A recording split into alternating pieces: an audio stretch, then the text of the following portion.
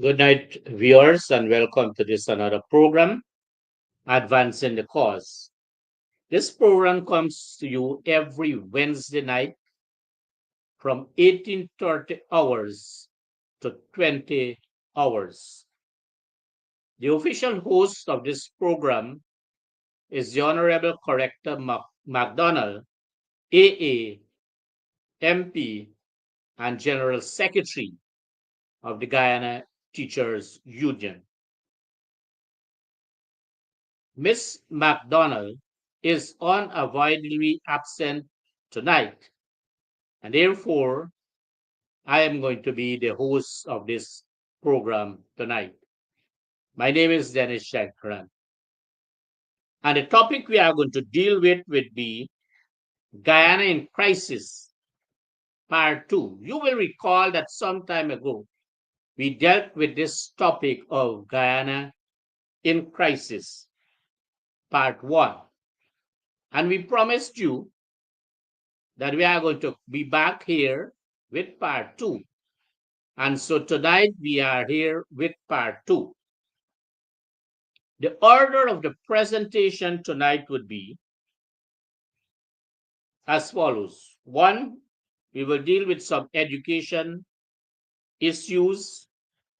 We are going to touch, because this is very important for us, the school grant, the cash grant, incomplete projects based on the 2024 allotments, health issues, enforcement issues as it relates to the NIS, the EPA, the GRA, GPL, and the Ministry of Labor.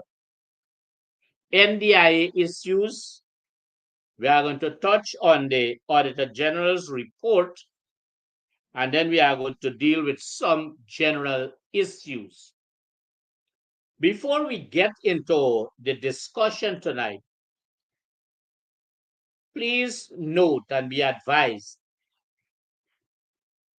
that this program, the contents of this program is formulated or is derived from the discussions, phone calls, and submissions of all persons that are listening to this program and are looking at this program. And at this stage, we want to express gratitude and thanks. And we are open for your suggestions in any way or in any form to make this program what we are making it based on your submissions.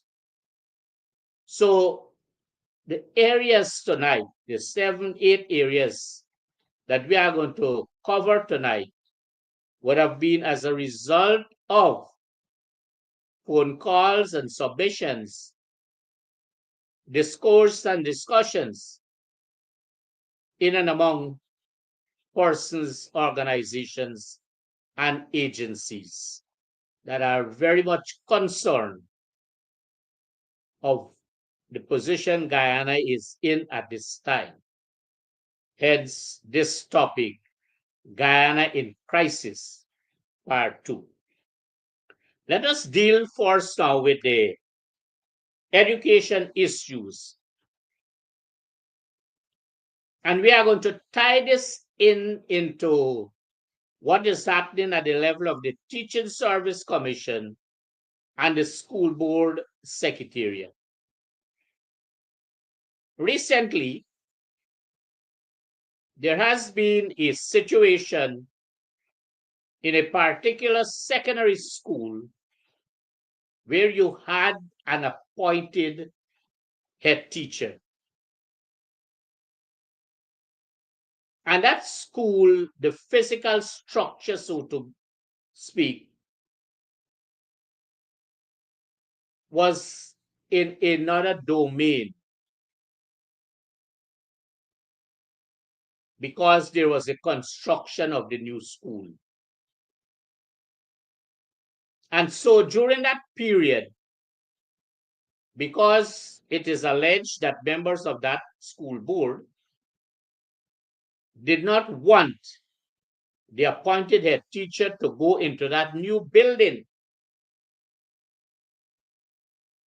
or to take up the position in that new building for which that head teacher was appointed, it was alleged that the regional education officer of that particular region orchestrated with the school board, with the education committee, and would have given her a letter one night to cause her to resign. And so that resignation, it is alleged, would have been done because the head teacher would have been promised that the head teacher would go off with full orders, so to speak, meaning full pension, full gratuity, and what have you. But that head teacher did not meet the time of retirement. But because the school board and the Department of Education in that region and the education committee in that region wanted to have their own people as head teacher and deputy head teacher, they ensured and they did it and they caused it to happen that the now serving head teacher and deputy head teacher of that particular secondary school were all appointed by the school board secretariat administratively.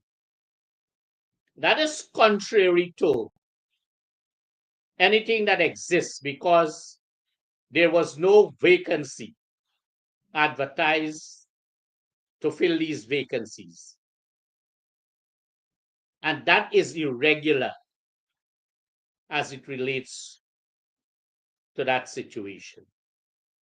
But mind you, from all indications, it is alleged that that school is in a crisis as it relates to management and in discipline among the students. The school board, so to say, in that particular school is headed by someone who has not a percent of what education is all about. And therefore, they are allowing that school to fail by their own act of irresponsibility and an act of not wanting the things to happen.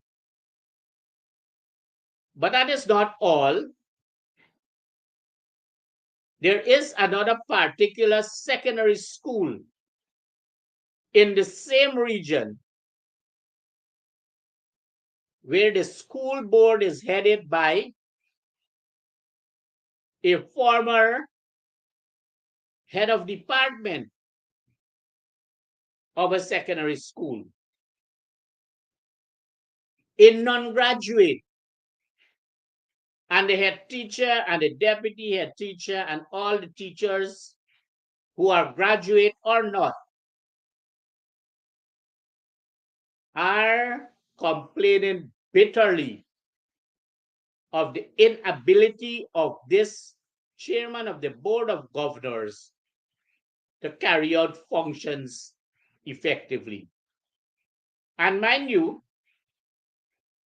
this chairman of the board, it is alleged, are saying to persons that he is the authority and he is the person responsible for employing persons. But the head teacher, who is a graduate, the deputy, and very many, nearly 75-80% graduates on the staff, are peeved because a non-graduate, not unsuccessful classroom teacher and head of department is chairman of the board of that school. And we are giving you some of the examples because it is happening in very many schools. We're going to come to the technical institutes across this country. But right now, at a particular secondary school, technical institute, that principal of that particular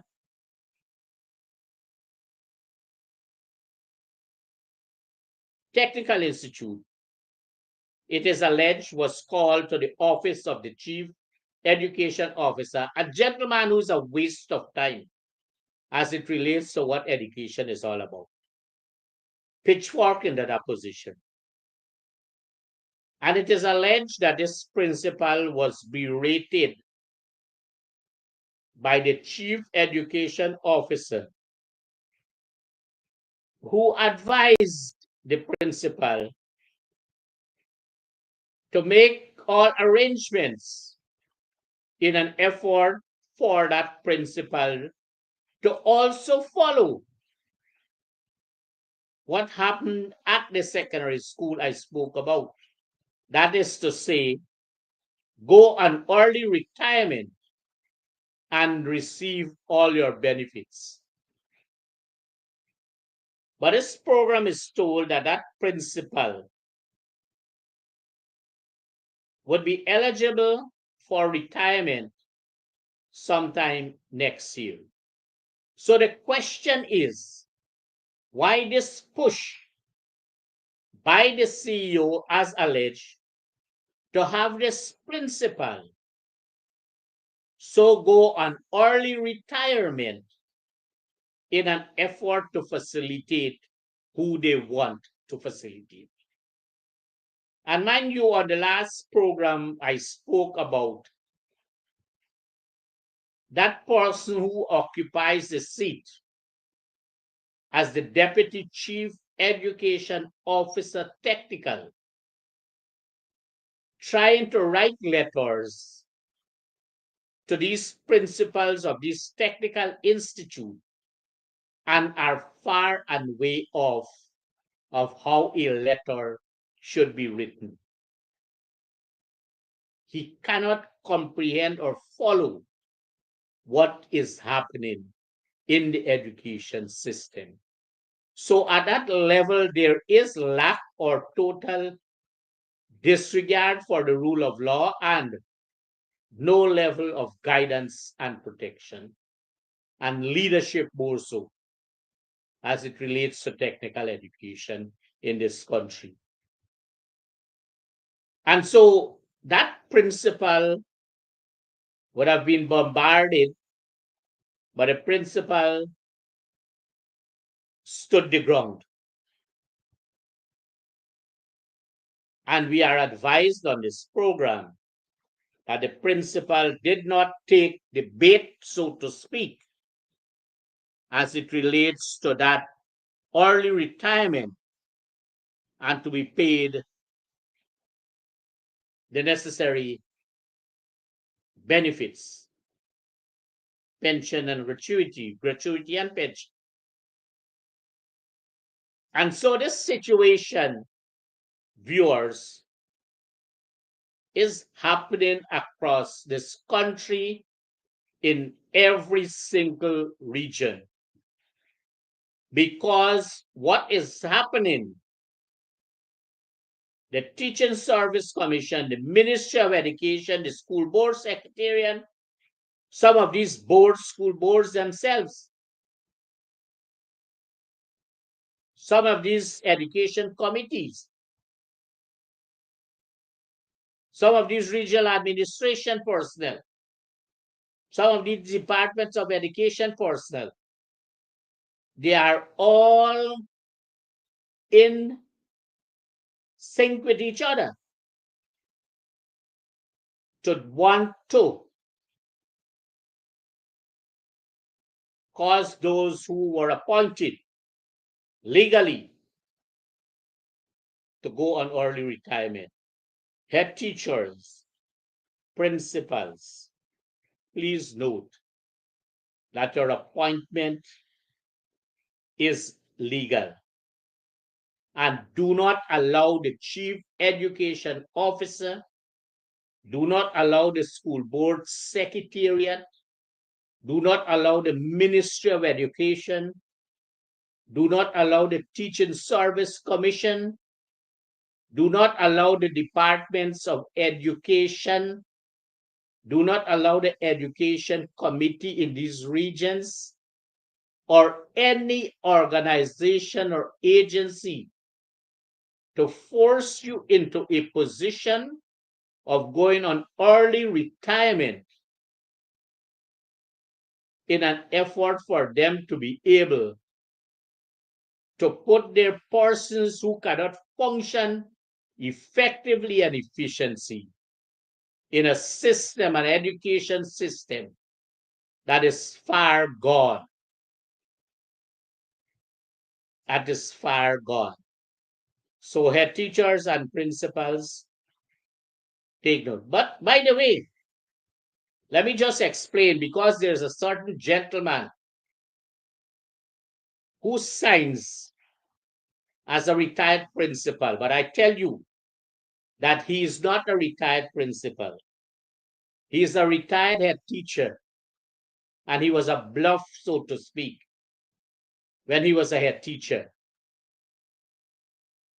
But he was grand in his greetings, and he was quiet in his speech, and he was good at cramming and making quotations. And that is what a lot of people thought was knowledge. It was not. And this gentleman still remains at different levels, maybe the Teaching Service Commission, promising people jobs. And it is alleged that that particular member of the Teaching Service Commission, application forms for teaching, those application forms would have to go to him, it is alleged. And he takes those forms to the regional education officer, and that regional education officer, who is a DEO2 fighting to become a Red O, signs off. And that is why across this country, there are schools that are tremendously overstaffed with teachers. And not only that, not only the teachers, there is a considered number of pathway 10 days a month workers who are also, it is alleged, placed in the classrooms to teach our children. Priya Manik-Chan, as the Minister of Education, don't tell the public that you are not aware. If you are still sleeping, if your chief education officer who is always sleeping, wake them up and you wake up and consider the fact that the education system has fallen apart tremendously under your stewardship, and all the officers you have at Central Ministry of Education and the departments of education across this country. Education, as a subset, is in crisis also. And so this program is of the opinion that we should bring these concerns to you because they are grave, and grave in a very special way, so to speak. And we are bringing it to you so that you can understand what is happening. Then there is this Deputy Chief Education Officer who writes to principals of these technical institutes directly on matters, failing to realize that he's breaching all forms of the channel of communication, not recognizing that these technical institutes are so managed by a school board or a board of governors. Now, don't worry with this thing that they are using the Ministry of Education letterhead and with the insert on it here, Dr. Whatever is it. Let me don't repeat what I repeated on the last program. Some kind of tomcat something. It is a shame that you are putting Dr. So-and-so at the top of a Ministry of Education letterhead.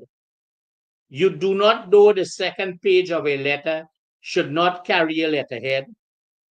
And you do not know that at the end of it, you still put what you have at it. It is shameful in the Ministry of Education. Shameful as it is, because it is bad management from the Minister of Education, the permanent secretary, the chief education officer, all the officers that are there sitting. Mind you, it is alleged that a person who once headed the school board secretariat and found himself in difficulties, and who it is alleged departed this country and now is back, is working with an 80-year-old person employed by the ministry in the human resource department. Are we facilitating? Are we catering for indiscipline in the education system? Based on some of these things, we are facilitating indiscipline. And therefore, we have to be able to do what is right as it relates to the education system.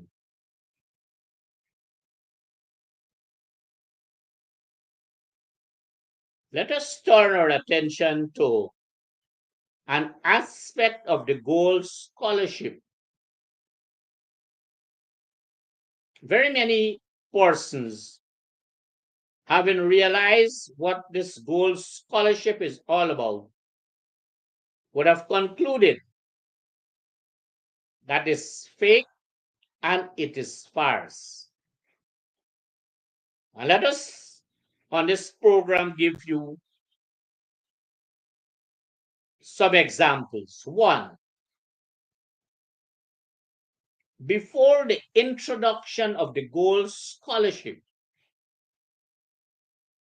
persons who would have been employed in the public sector,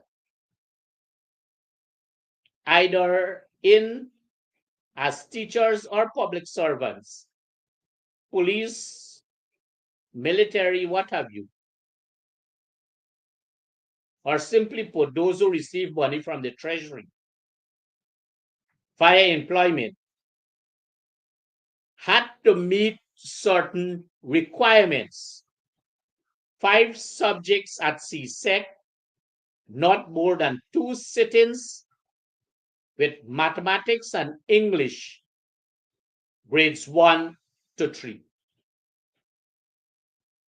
Despite the fact you had persons highly qualified, they were not chosen to be employed. People without mathematics and English were employed, and therefore the problem would have been, because they did not meet the requirement, they were not put on what is termed the permanent employment, meaning that at the end of your phase of employment, you would come off with your full benefits, meaning your gratuity at that time and your pension thereafter each month, because you were permanent and you had that entitlement.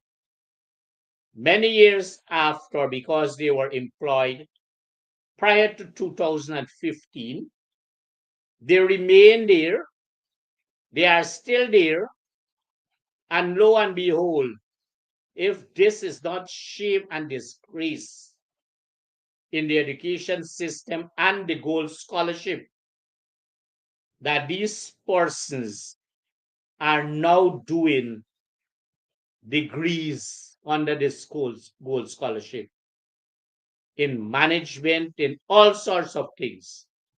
This is shameful.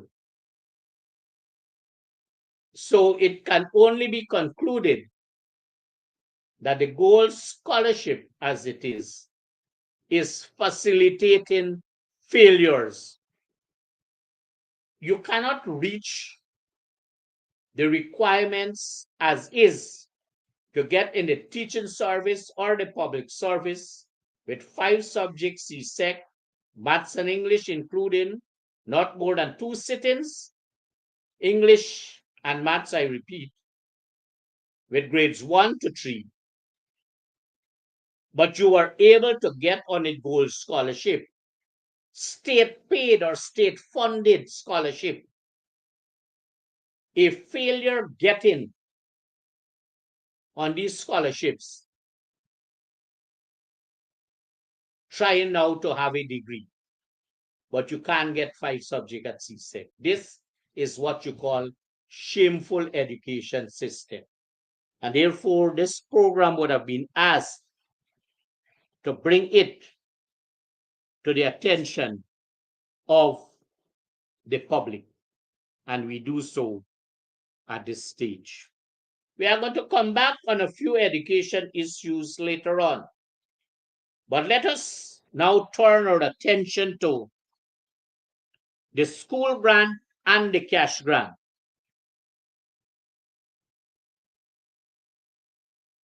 The school grant. We would have on this program been explaining time and again what were the shortcomings, the challenges, the irregularities, the illegalities as it relates to the school grants. And so in the submissions of information and the content for this program, we would have been advised that we should make it known again that there are in some schools where the head teacher, it is alleged, and the teachers of those schools, some of those schools, received school grants. It would have been further alleged that in some cases, that children who were not attending some of those schools because they were not of school age and because they had a relationship by blood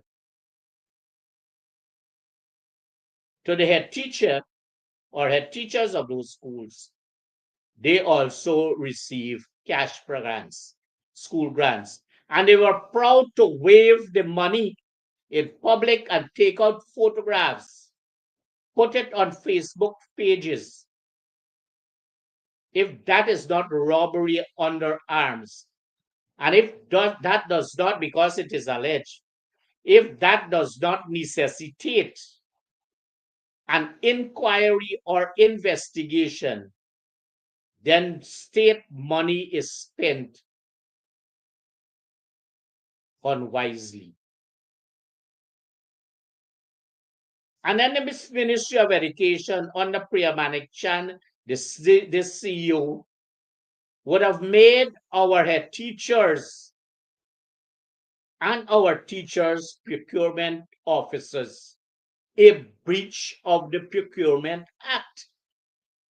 And because they are given that level of what you call the student grant or the class grant based on the number of student, children, pupils, student in the school at a particular sum of money based on class size, and then the teacher and the head teacher is allowed to spend that money, you are taking away the learning process and time for our children. But you keep complaining about when the GTU would have called it strike, its protest for better remuneration and other benefits. But you're not talking about having our head teachers and teachers going out there being procurement officers. And not only that, the Auditor General, it is alleged, would have failed to audit these schools individually. And many things went wrong in many of these schools because they had certain directions. And this is cause of concern. And that is why we are raising it here as part of the school grant situation as it relates to who would have benefited from it. Cash grants. There was a wave, or there were waves of payment of cash grants. Some people were told, some were not, depending on who you were, because it was for friends, families, and favorites. And when that payment, those waves of payments would have been made, it is alleged that, and we repeat ourselves on this program because people are concerned, they are hurt, and they keep telling you these things. That in homes where you had extended families, that the grandparents, the parents, the children who were all underage, the pets, if they had names, the parrots, the dogs, the monkeys, the rats and bats, once they were called a name, it is alleged that they receive cash grants. This is also illegal. It is irregular. And here is where this program is calling out the Auditor General, who was very active, he and the Auditor General and the officers of the Audit Office, very active during 2015 and to 20. The Accountant General and the sleepy Finance Secretary. This program is calling them out to account for state funding, state money, the people's money. And if whoever would have been responsible for the distribution of these cash grants on a discriminatory form and way, if they are brave enough, let them provide us for NDC or township the names of all the persons who receive cash grants, their ID number, the amount they receive, and the addresses of these persons. And if you print that, if you put that in public domain, then you are telling the people you are accounting for state money.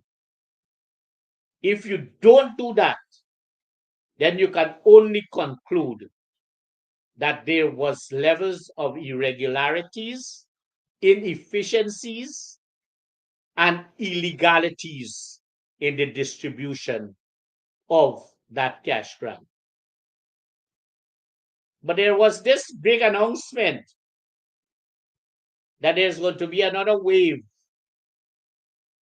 of payment of cash grants. I think it is 100 from 200 to $100,000, and then all persons, it is alleged, 18 years and above will receive. There has been persons going around in different communities. And as these persons go into the different communities, they are collecting names. They are collecting names from persons who are to receive cash grants. And when they visit, they give the impression that they are the authority, so to speak. They decide there and then who would receive. And if you are not home, because they are telling them that they would bring the money to the home, it is alleged. And if you are not home, your money is going to be safe and they are going to return back. I am bringing this to the attention of the public. So if anything happens, you know that you were so advised on this program based on the allegations made. This is serious. This is serious, and therefore we need to take cognizance of the fact of these persons who are going around promising people this cash grant. Public servants, it is alleged, and pensioners are to receive the cash grants by end of November 2024. A number of questions to be asked here, but we are going to ask the question later on. One, how do we classify a public servant? Will those who work as the 10 days per month persons consider public servants? The answer should be no. But the answer given by the team that is going around is yes, that they are public servants. In God's name, who made them public servants? What letter of authority they have to cause them to be public servants? But they are told that it is alleged by the team of persons going around. And so, are the public servants, are teachers public servants? Again, for them, the answer is yes. But listen to this. Public servants are paid under what you call the GS salary. Teachers are paid under what you call the TS salary. Public servants are appointed by the Public Service Commission. Teachers are appointed by the Teaching Service Commission. Hence, those two scales that I made reference to earlier on. Teachers, the TS scale, and the public servants, the GS scale. How would that be considered? How is it that the teachers are going to be able to answer? Can we get some answers from the Auditor General, the Accountant General, the Finance Secretary, and the ministers responsible for education and public service as it relates to classification?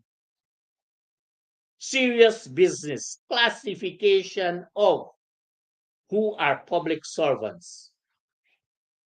And as mentioned, are teachers public servants? Are those what you call the 10 days per month? They have another name they call them. I don't recall because There are also teachers, as I said earlier, they have them in schools and classrooms teaching. Are they classified as public servants? So we need that classification. Once that does not present itself, it means then that something is at foot. Pensioners. Let me just explain for the purpose of the public and our viewers. There are three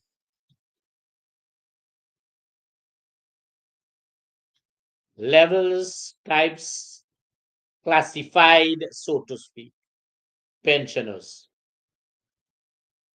The first classification of pensioner would be at 55, once you are on the permanent establishment, either as teachers or public officers, your statutory age of requirement is 55 years. So you are a government pensioner. I want the viewers to listen, to make your own conclusions and to make your representation, because it is not clear as is supposed to be. It is only an announcement. And so that is the first classification of who is a pensioner. The second classification of a pensioner is when you attain the age of 60 years. Once you would have been in any of those employed as a teacher on the permanent establishment or a public officer on the permanent establishment, and you were paying or contributing to NIS, and you met the required number of contributions, you are now at age 60 an NIS pensioner. So that is the second classification, at age 55 and at age 60. And then there's the third classification of who is a pensioner, and that is at age 65, that they refer to as old age pensioners. So when you meet 65, whether you work, you never work, or once you reach 65, you are an old age pensioner.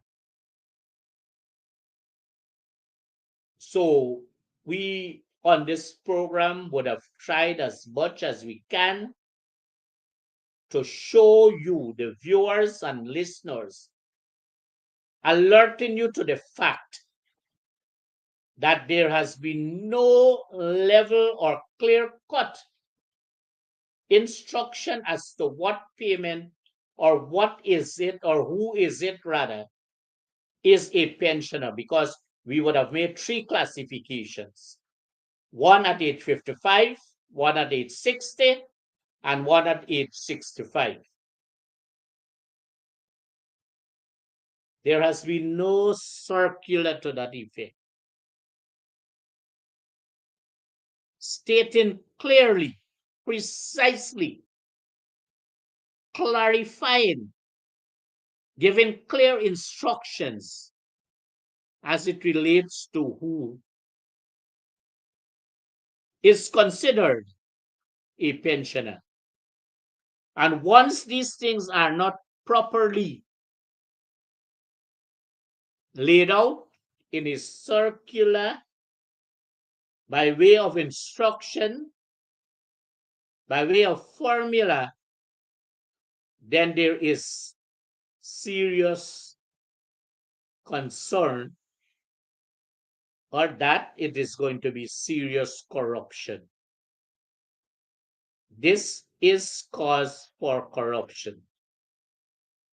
Not being able to have any level of classification as it relates to who is a pensioner.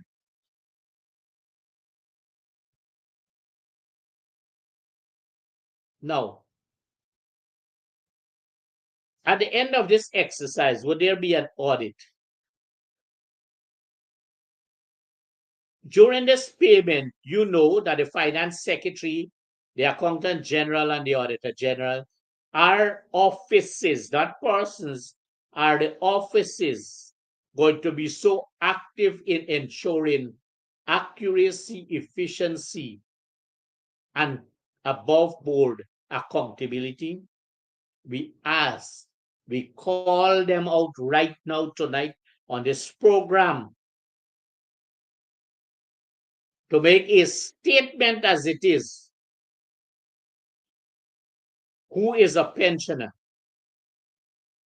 Give that classification. Say to the public, how is it you are going to audit the Auditor General, this payment?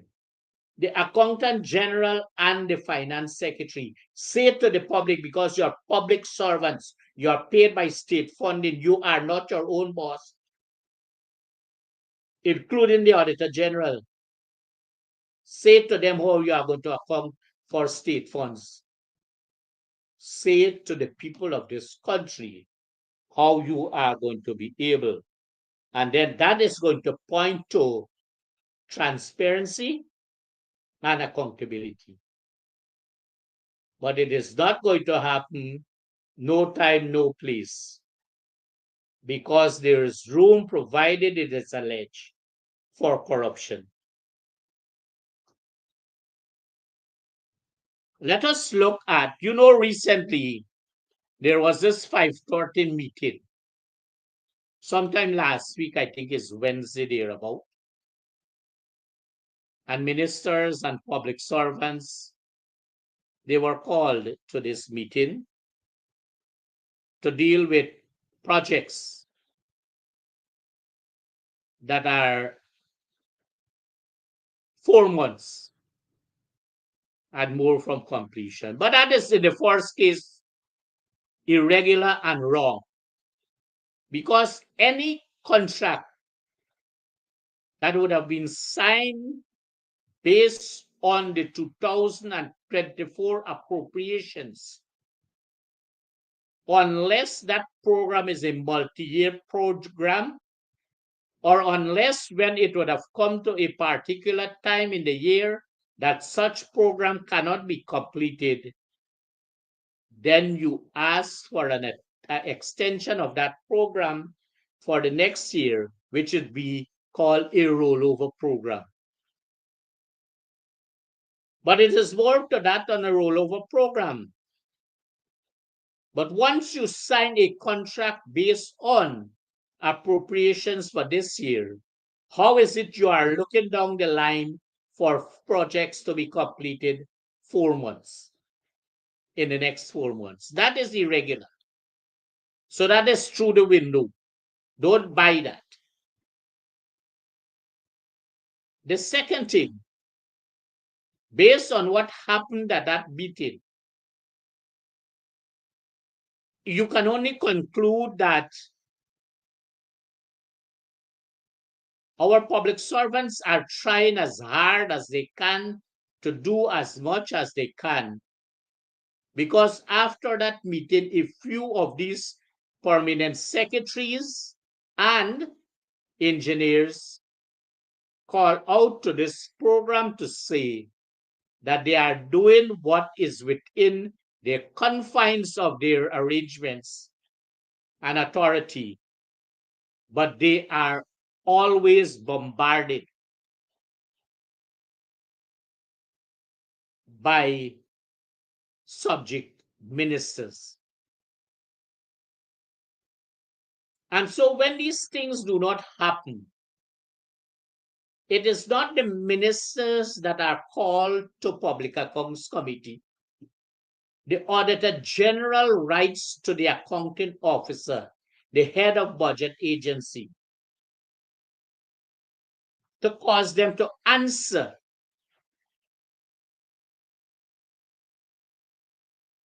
And if they cannot answer, then they are given time to answer. But you do not see the ministers at Public Accounts Committee. But you have some loud mouth people at Public Accounts Committee. One of them went there and he was reporting there at that meeting that because there was bad blood between the contractor and the engineer, that is why the project is done. Why are you wearing fancy protective gears and vests and what have you, and cap and what have you, to go out there and to make statements that you don't know anything? Because the Minister of Public Works, the Minister of Education, they have no clue. Have no clue about what engineering is all about. And mind you, the Minister of Education has never been a classroom teacher. She doesn't have a feel of what our teachers are going through. But yet she stands up and makes statements as it relates to her. Get in front of a classroom and pretend as though she loves children and that she's teaching. She's far away from that. If you are not a teacher, don't attempt to teach children. You are destroying them more. They are not in your comfort zone. So, Agile, you have wasted your time. You are the person, it is alleged, that would have given instruction, it is alleged, to your engineers, your permanent secretary, and other officials, it is alleged. That is why all these projects are far behind time. Far behind time. But this is what happened. After that meeting, there were meetings in every single ministry and agency and regions. There are regions who had their meeting 5:30 in the afternoon. And the report is that under the PSIP, the Public Service Investment Project program, that overall there is a 55 to 60% completion of capital works on the 15th of November. So you see where they are at this time, whereas you are supposed to have only at this time the period of defects and liabilities and the payment of retention. And sometimes the payment of retention can go into the next year because the period of defects and liabilities can go straight into December or even the next year. And those simple things were not explained to persons. Agile could not have explained that because he doesn't know it. Priya Manik Chan could not have explained that because she doesn't know it. All they know is to go and turn sod. But mind you, still in this one, there are large projects being signed, contracts rather, for big projects. And how do we allow that to happen? Because this year is coming at a close in another couple of months, or days. And so it is irregular that this whole situation is far beyond redemption.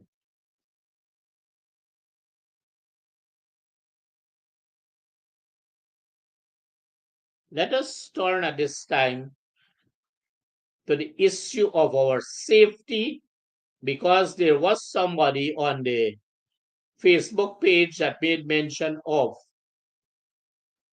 the poor condition of the speedboats operating between different journeys. Parika to Supanam, Parika to Legwan, Parika to Bartica, Breedenhoop to Georgetown.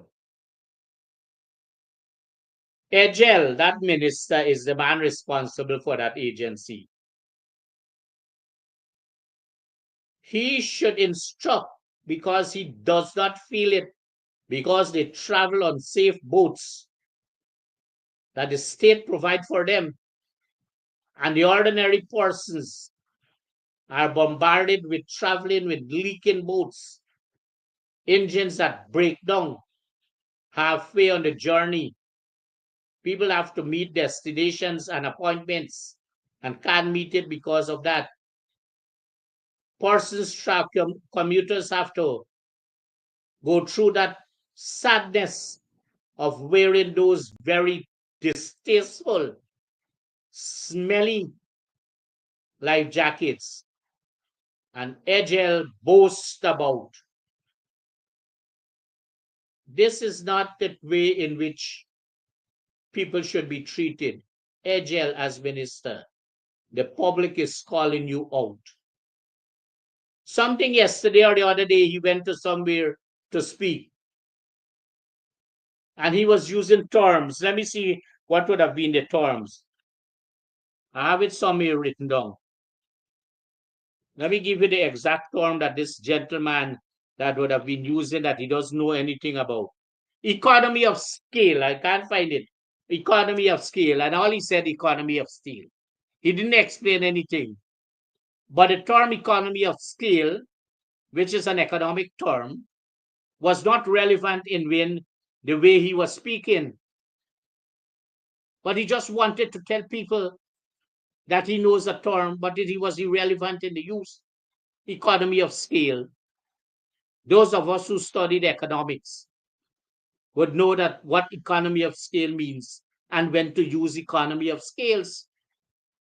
And so this gentleman is misleading people, misleading the public, so to speak.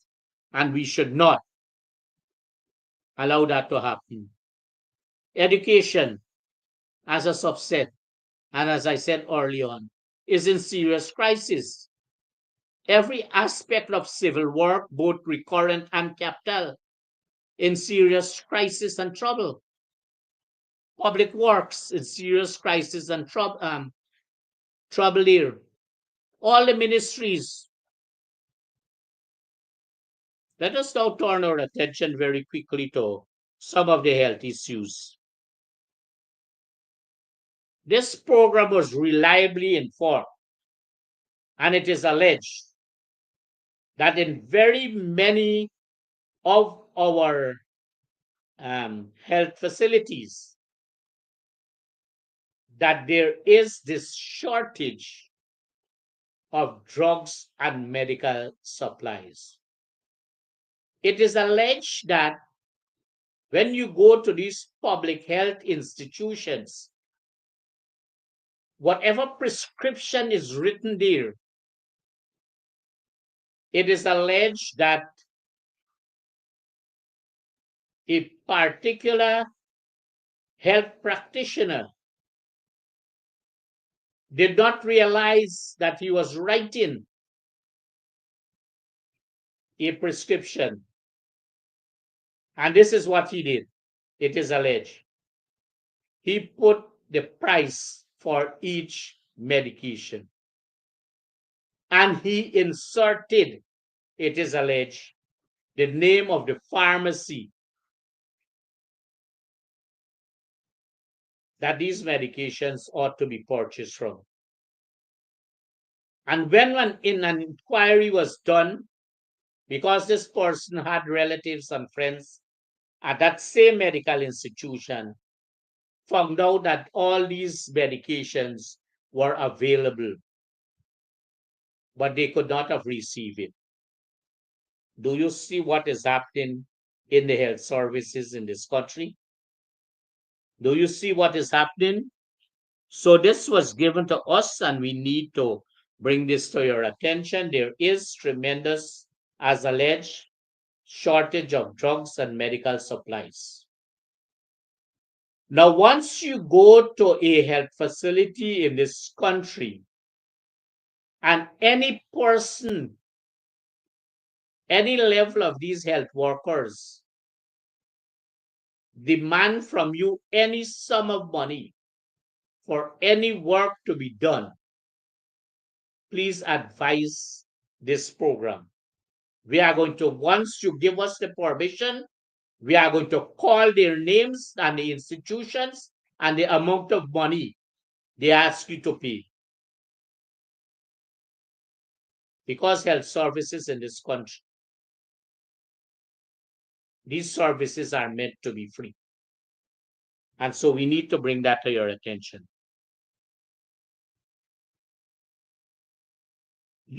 Some time ago, we said to you that there would have been adequate transportation for all levels of health workers, and I pointed to Region 2. But lo and behold, it is alleged that the public hospital study, despite the fact of having adequate and more than adequate transportation, is renting a minibus. We have the name of the person would have been supplied from Perseverance Esquivel Coast, is paid, it is alleged, $500,000 per month for the rental of this minibus. Auditor General, you need to do that special investigation. Accountant General, Finance Secretary, are you are the persons who, and the RHO, and the hospital administrator all need to account if this allegation is proven to be true and correct. This is serious discrepancy of the financial regulations.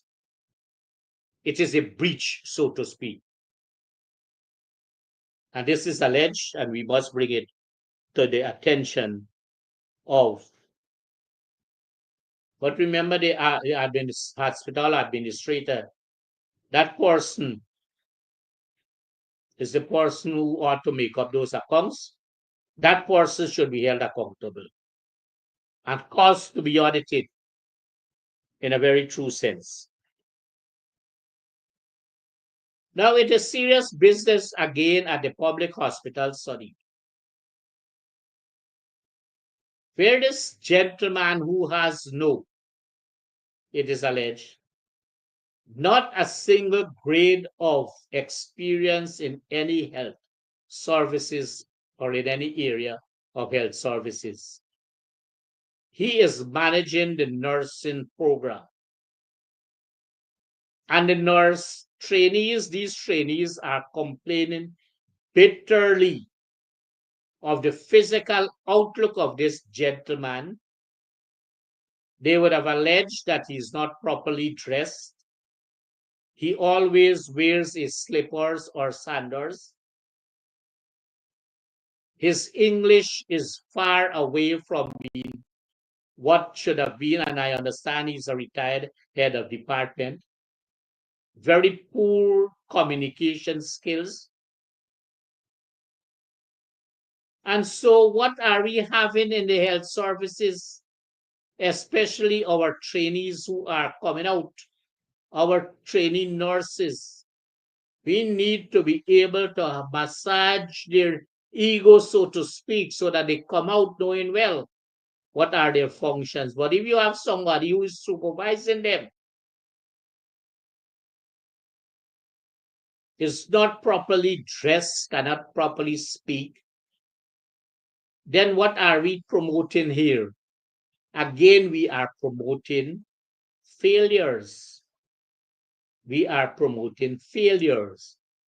And that is why the health system, as it is a total failure also in this country. And mind you, it was brought to the attention of this program that public servants across this country, they go to work long hours after the commencement time of work. They are not at work long hours before the conclusion of any session. And the cycle goes on so that they are shortchanging. But every time you find out, it is alleged that they are all friends, families, and favorites of the PPP, trying to make money as contractors and not giving the time and the effort needed to provide services for the people of this country. Because they are friends, families, and favorites of the PPP. Recently, it was brought to the attention of this program that the West Demerara Regional Hospital has 3 hospital administrators. But you cannot call out the gentleman that is head of administration because he is a secondary school dropout. He was pitchforked into that and every other situation because he has no level of qualification and he's functioning there as the head of administration. So you cannot call on him to do anything, but I call out the permanent secretary of health, the minister of health, the finance secretary because payments are made, the accountant general because payments are made. And I'm looking to see what report the auditor general is going to give as it relates to the employment payment of employees at the West Demerara Regional Hospital. So we bring that to your attention because persons ought to be able to understand what is happening in the health system. Let us now turn our attention, and this has been for some time as it relates to the failure of enforcement agencies to perform their legal and constitutional duties, because these persons in these agencies that I'm going to be listing just now are all state paid employees. They are not doing voluntary work for the state.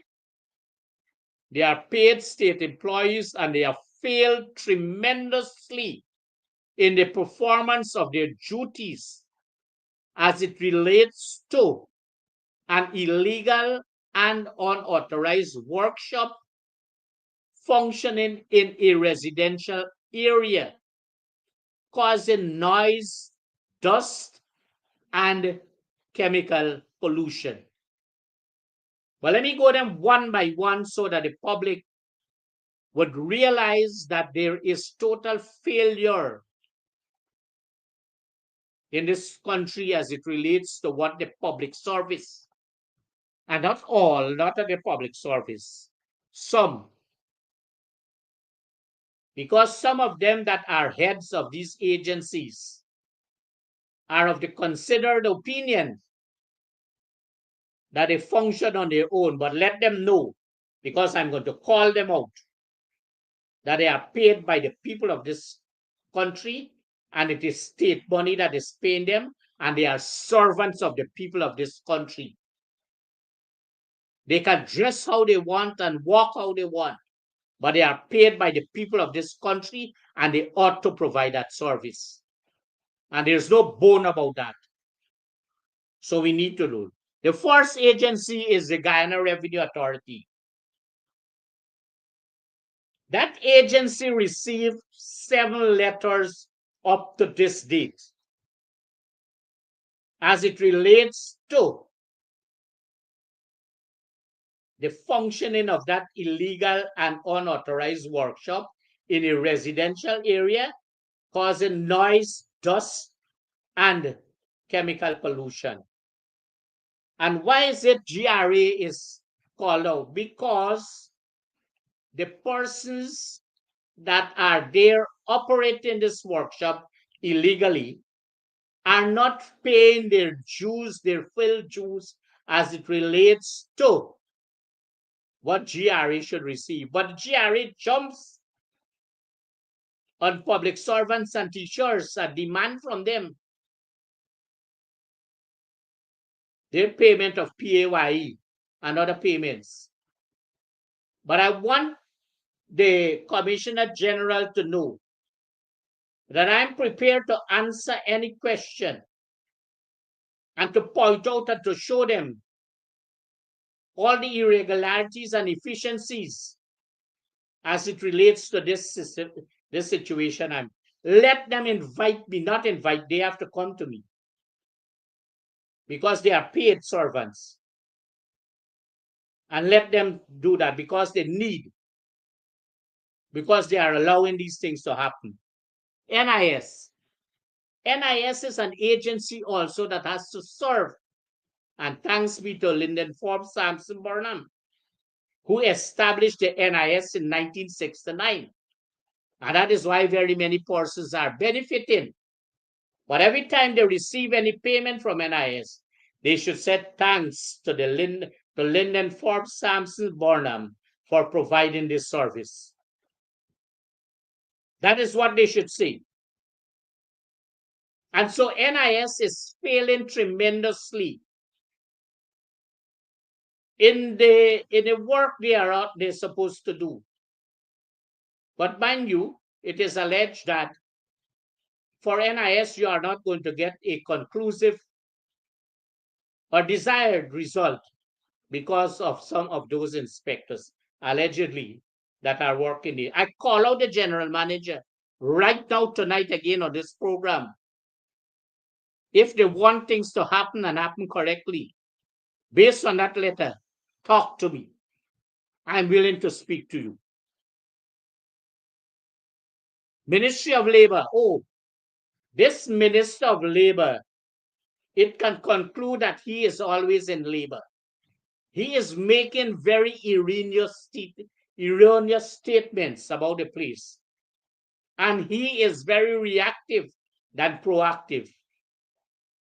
And this is a situation that he would have been written to for 7 times since May of this year, where this illegal and unauthorized workshop is operating in a residential area causing noise, dust, and chemical pollution. And none of those persons who are there are wearing any personal protective gear. There are no signage there. And so, Minister, you are a failure, so to speak. But I'm making it known to the public, and I know very many people in this country and across this world are listening because they are failing. There is in that same workshop, knowingly that they are in the employ of that workshop, underage children, which is called child labor. So the Ministry of Social Protection, if that is it, or Social Services, what they call it now, the Department of Education Region 2, all those, what you call it, schools welfare officer, who are busy, it is alleged, with contracts and are not serving the children of this region, they should get themselves off their buttocks and go and do their work. They are paid by the state and they should do just what they are paid for. Then there is the Guyana Power and Light. Let me speak to the general manager right now in public.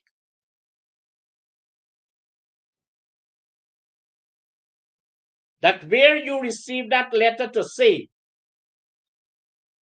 that there is this illegal and unauthorized workshop functioning in a residential area,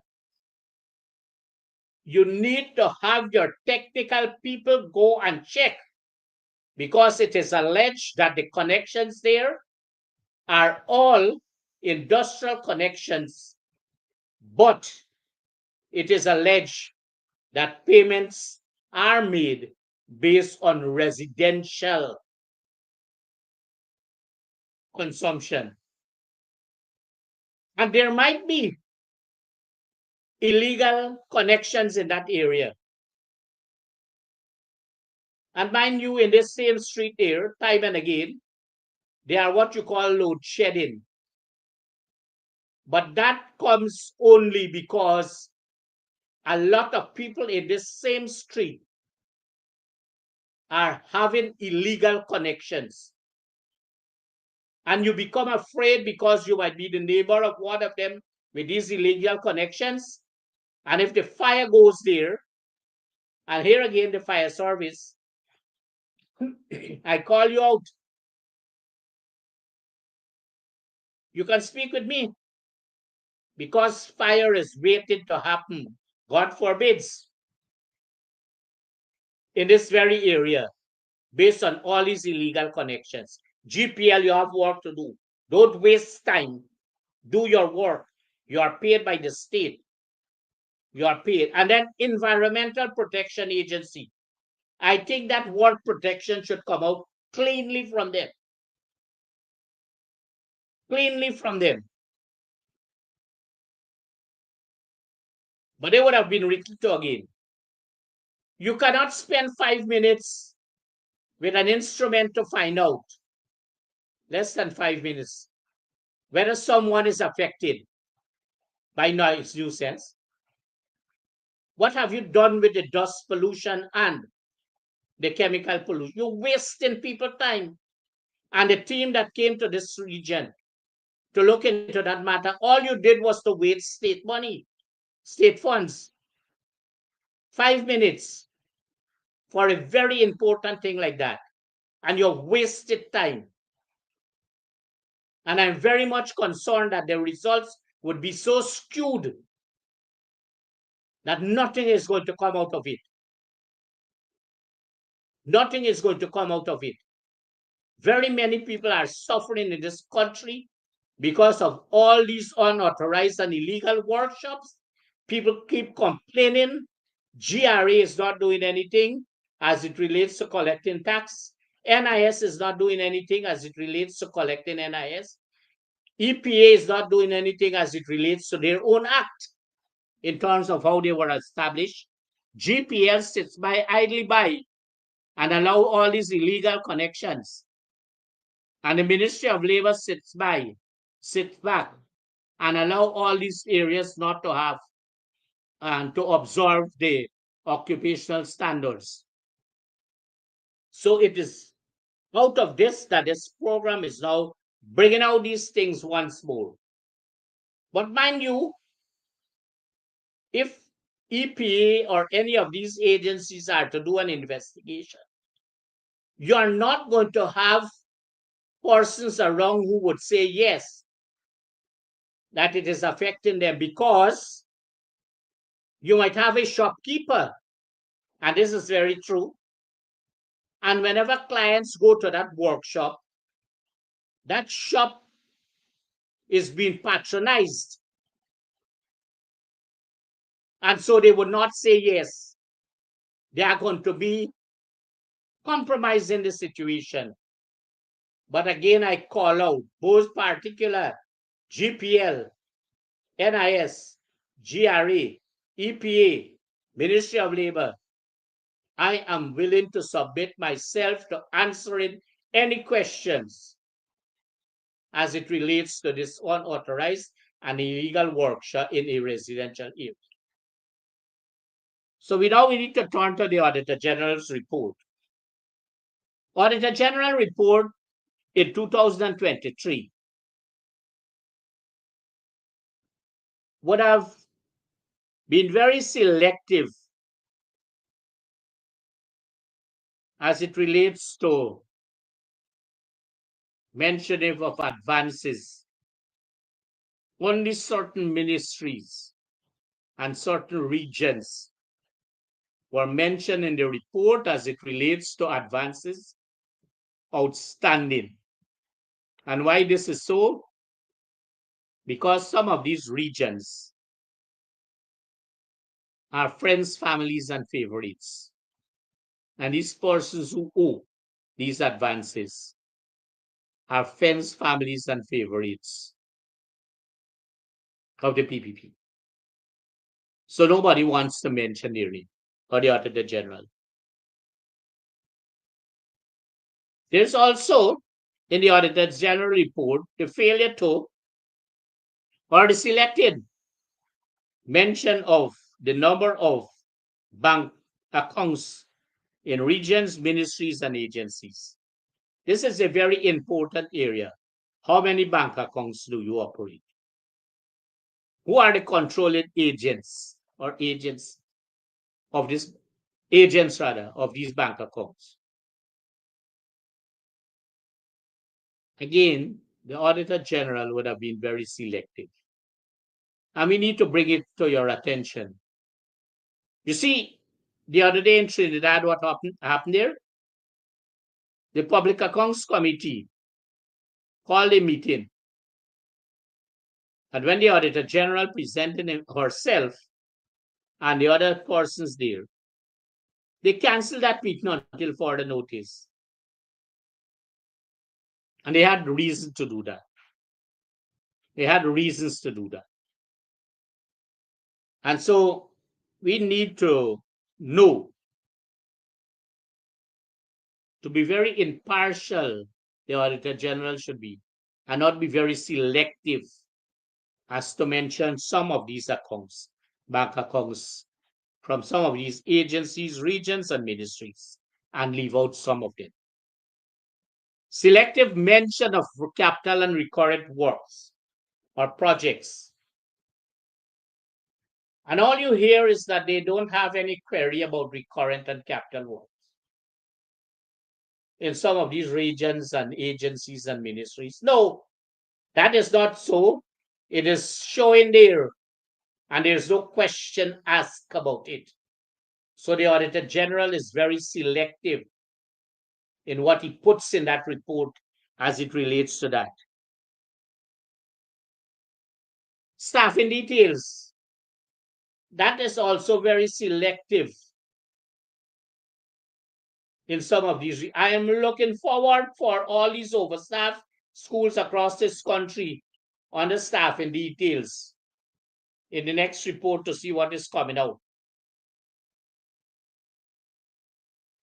But when the coalition was in government, the Office of the Auditor General and all the other sub-offices were very busy doing what they were supposed to do.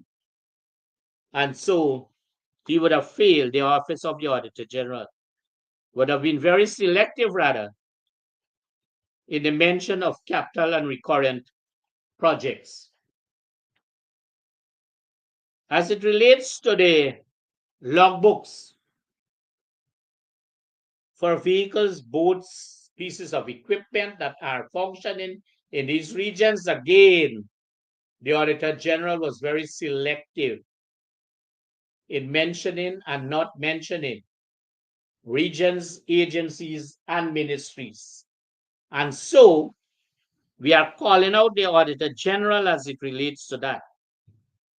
And there was selective mention as it relates to occupants of government quarters who are entitled to and who are not entitled, who are supposed to pay the 10% for what is it? Furnished or unfurnished, and 12%. 10% for unfurnished, and 12% for unfurnished. But when you look across this country, in some of these regions, that would have been left out deliberately, so to speak, not to make mention of sort people. But you make mention of Region 4, parts of Region 4, Region 10, parts of Region 7, parts of Region 7. And then we want to turn quickly about NDIA matters, because this is cause of concern.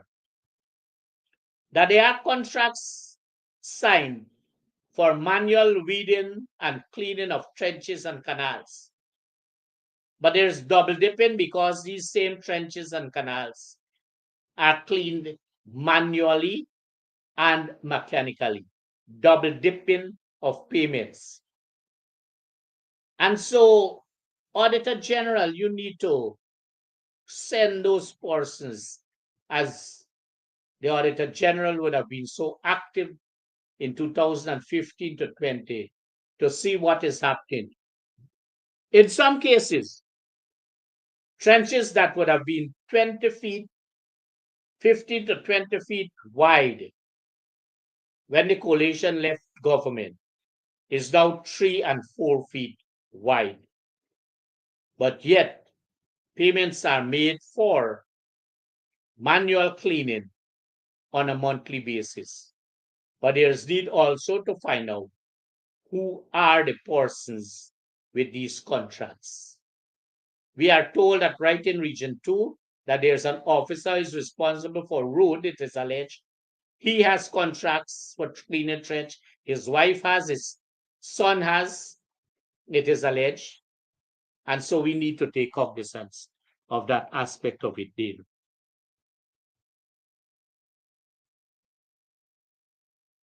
This program was made to understand that there has been some workers in this region, Region 2, who would not have been paid for 6 months. This is what they told this program. We are not going to call their names because tomorrow they would be called to the regional administration and be discriminated against. Because they were already discriminated against because they were, it is alleged, that they were consuming alcohol on the premises, and they said that was not true. But here who went there again? The man who is responsible for supervision of roads in this region. That is discrimination. That is overlapping of duties. But is he performing that duty, or is he a representative of the PPP? Finding out and seeking out. So these are the little matters that would have been brought to the attention of this program as it relates to the